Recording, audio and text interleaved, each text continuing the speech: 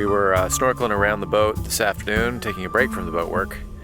I do my usual prop checks and found a loose blade on our Brunton H5 auto props.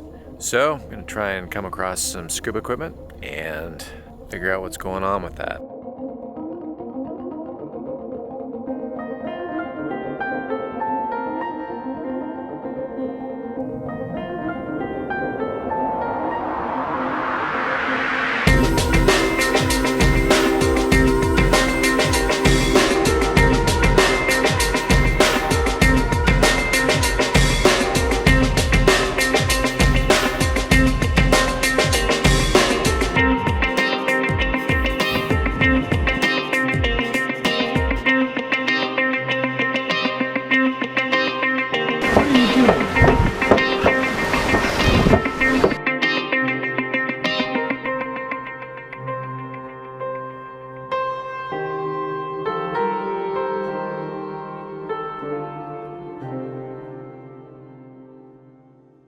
Days like today, I wish I had fixed propellers.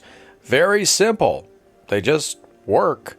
An alternative is a folding propeller where the blades sweep back on a hinge.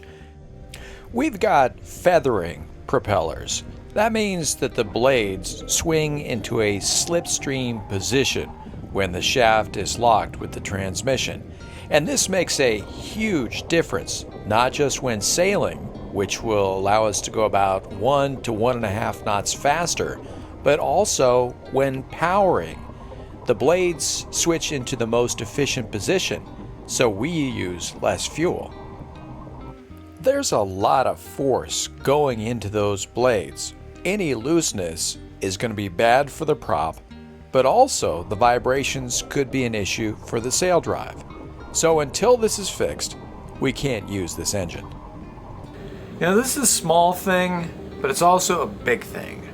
Because let's say that you lose a blade or you lose the prop at a really inopportune moment, like when you're coming through a cut or when a storm is bearing down and you're trying to retrieve the anchor. Gusting near 60. We really put a lot of faith in the running gear. A small thing can turn into a big thing at the worst possible moment. And you can either call that hypervigilance or whatever, but I think it's a better safe than sorry sort of mentality. It's just best to make sure everything's running tip-top.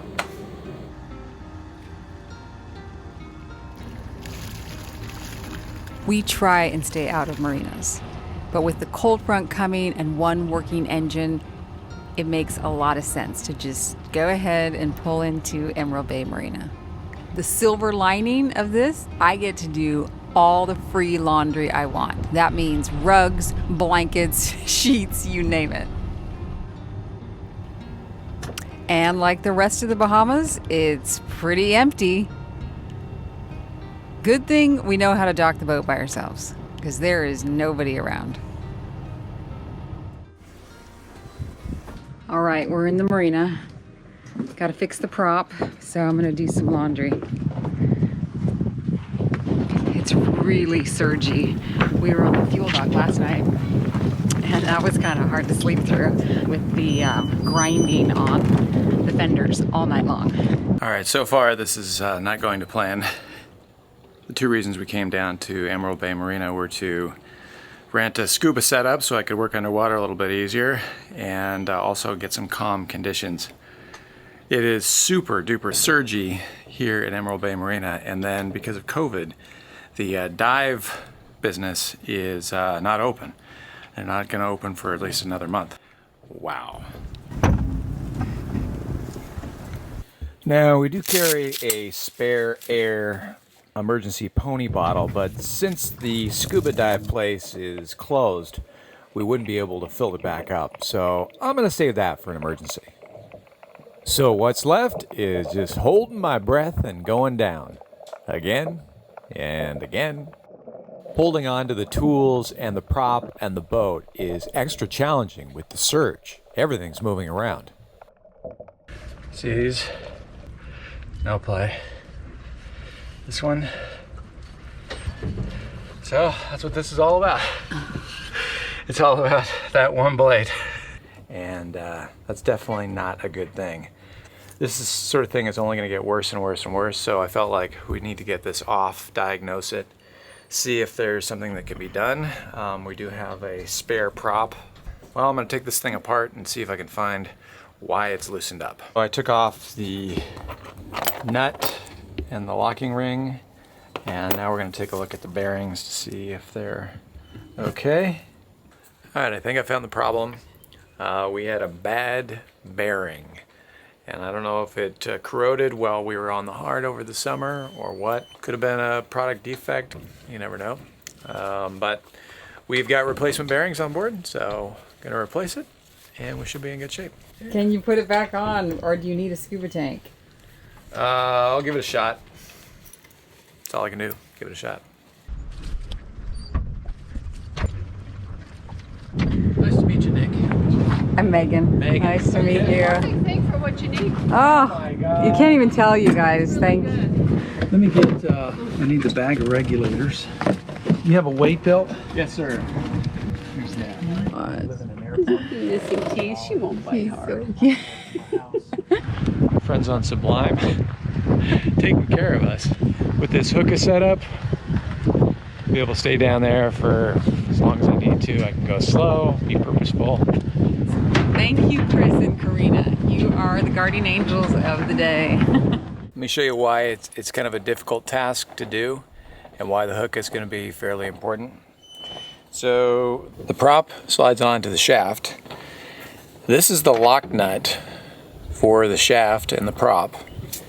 And once that's screwed on, this gets screwed in here.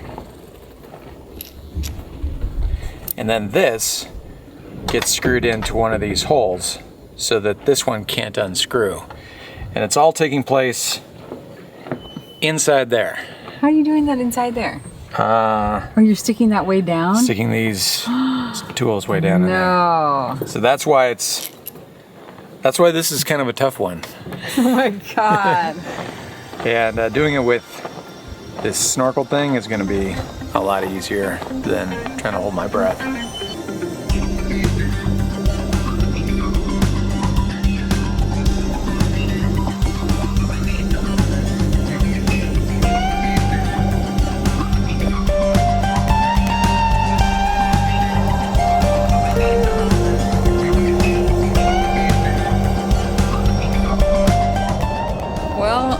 As you guys all know, Nick is the man. Wow, I can't believe you got that done, Nick. That was impressive. All I did was hold the 360 GoPro and hand him the bolts. It's nerve-wracking for me. How was it for you? It was nerve-wracking for you? Yes. Why was it nerve-wracking for you? I don't know, just like if you dropped a bolt. But you were fast.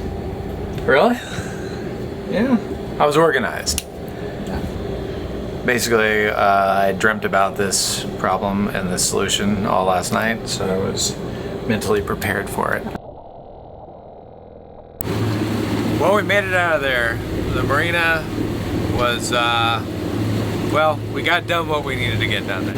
All right, we're just getting into Ghost Town. I mean, Georgetown. This is crazy. This is a place that will easily have 300 to 400 boats. And we see about 10 so far. And we're gonna go look for our favorite dolphin.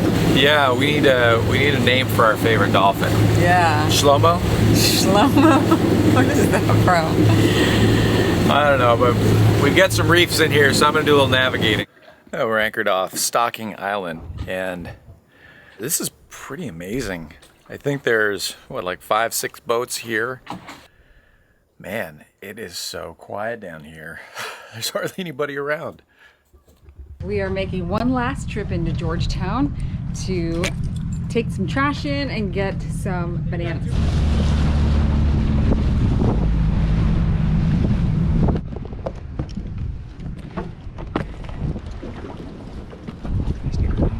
Money. Okay. Honey. In the islands, you can find just about anything, like all the basic staples, your flour, your milk, your eggs.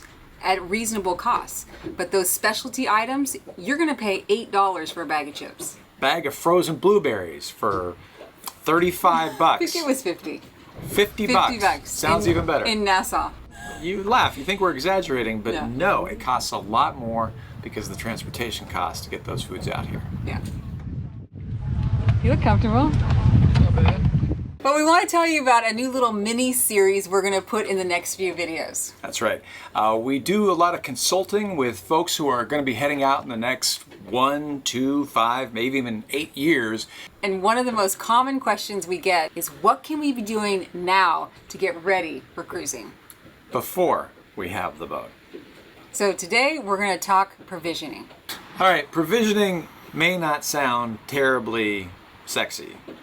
You can do it wrong in 2 ways. First of all, not buy enough of what you need. Find yourself out here paying $25 for a little tube of sausage, which we did. Or it can go the other direction, which we have done many, many times, where you buy way too many canned peas, for example, I don't know, and you end up carrying the same can of peas around with you for the next 3 or 4 years until you find that it has exploded in your bilge and caused a huge mess. And it's expired. And it's expired. But you didn't want to get rid of it because you didn't want to throw something away. You laugh, but I dare say that most cruisers find that there is some food they've been hauling around for years. Since everybody's diet is unique and personal to them, and maybe even changing all the time because you're trying to eat healthier, we're not going to talk about what ingredients to buy, but rather how you can prepare your provisioning list before you get on the boat. I gotta be honest with you, I eat whatever she fixes for me. Just finished making a chicken, asparagus, and sun-dried tomato over hearts of palm pasta. And I don't know if you're like me, I tend to make a lot of the same dishes over and over again. I didn't notice. Pizza, tacos, burgers, tacos, pizza. There's some salad in there. There's some veggies. So what I recommend is for 1 month, write down every single thing that you eat for breakfast, lunch, and dinner, and your snacks. Yeah. Didn't you put a spreadsheet on Patreon? I did put a spreadsheet because some of our patrons were asking, what do we buy before we go cruising? So I have a spreadsheet that lists all the things and the quantities. And Now, does it show where the stuff is on the boat? no. I want to find the hidden chocolate bars. So I do have my regular items that I like to make, but I also want to make new things all the time and experiment. So one of the things I recommend doing is research some recipes now so that you can make sure you like that recipe and that you have those ingredients on board. Good idea. Google helps me a little bit, but I didn't have sour cream and I still made a crema. What? I used whipping cream. That's pretty much the solution to anything. Grouper. Thanks to our good friends, Seb and MC. So you may think Nick and I eat the exact same things. No, Oh, we don't. In fact, I do intermittent fasting. I don't usually. Sometimes. Well, you eat probably every 3-4 hours, would you say? Even in the middle of the night? I wake up frequently in the middle of the night and I eat. Yeah, so we do have a bit of a problem here because we're going through the nuts really fast. I like nuts. And I'm always trying to figure out some snacks that he can grab, the hard-boiled eggs, that kind of thing. But intermittent fasting is so great on a boat because I go about 16 hours from eating my next meal, and that means I'm not having breakfast most days. And sometimes she'll actually make me food even though she's not eating. And I really appreciate it. I do that. Yeah. I know I got to keep the captain well fed so that he can think. All I gotta do is just cry and sniffle a little bit and she'll make me some eggs and bacon. She said get the camera ready, so that's gotta be good news. Delivery? Wow. Look at this. Delivered up to the helm? What have we here? No, egg and cheese with, jalapeno. So that's my recommendation. It may seem really simple, but it really will help you when you want to go cruise for 3, 4, 5 months. You're going to know exactly what you need to buy. All right, the polishing and waxing has officially begun. Let me show you what we did this morning. It looks amazing. I wish we had done it sooner. Nick started it yesterday while I was editing the podcast, and now I need to join in to the fun, so. Wax on, wax off, wax on, wax off. Oh my God. So we're taking a break for the rest of the day and gonna go have some fun on the beaches.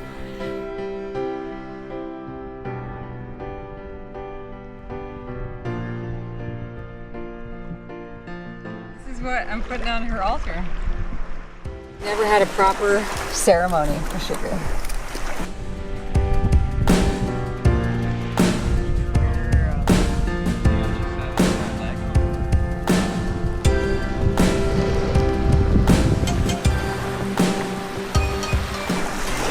Been a year and 2 days, and this beach reminds me so much of her. And you know what's interesting? I've never seen this before. It's almost like this is a little garland just for her.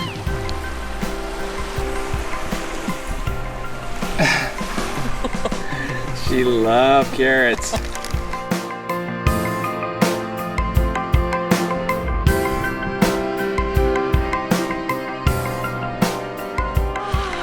Sweetest dog ever. There you go. Pull it up, fast, fast, fast, fast. Oh, fast, faster, faster, faster, faster, faster, faster, faster. All right, good job. I call that a successful trip to Georgetown, and now we are headed off northbound again, out into somewhat more isolated areas. I'm looking forward to having the entire anchorage to ourselves. We're greedy. All right, we're just coming into Radkey Cut. We did our jibe, did our turn, and we're gonna motor sail through the cut. This cut is probably one of the safer cuts in the Exumas. It faces north, so the predominant swell is from the southeast. So it's gonna be a bit rolly coming in, as you can probably tell. But we shouldn't have any breaking or standing waves in the entrance, and I don't see any. So we should be in here in a minute, and it's gonna feel like a lake compared to out here, which is a bit roly-poly. Yeah. I love that part when we make that turn and it just flattens out and the water turns turquoise and it's just perfect. So what did you think? Did you like this episode? I mean, if you did, smash that like button. Give us a thumbs up. You know it helps us. No, thank you guys so much for even watching. We really appreciate your attention. We really do. So thank you, and we'll see you next week. But the show's not quite over, Megan. That's right. If you are a patron, have a seat, get another cup of coffee. We got more for you. Yeah, we do a bit of an extended version for the Patreon crew. Guys, thank you so much for all of your financial support. Yes, you are making this show possible.